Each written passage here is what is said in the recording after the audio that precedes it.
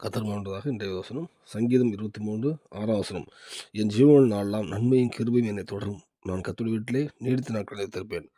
கர்த்தர் மகிழ்ந்ததாக இந்த வசனத்தை பார்க்கும்போது என் ஜீவன் நாளில் நன்மையும் கிருபையும் என்னை தொடரும் எது போட்டிருப்பார்.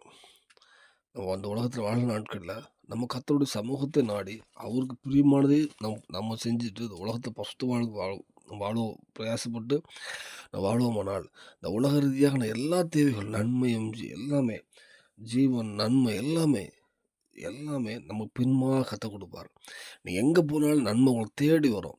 இந்த பூமியில் ஒரு நிறைவேற்றுவோம். நம்ம நன்மை தேடி போன அவசியம் இல்லை. நம்ம கர்த்தருடைய சமூகத்தையும் பரலோக ராஜ்யத்தையும் தேடும்போது நம்மளை தொடர்ந்து நன்மை வரும்.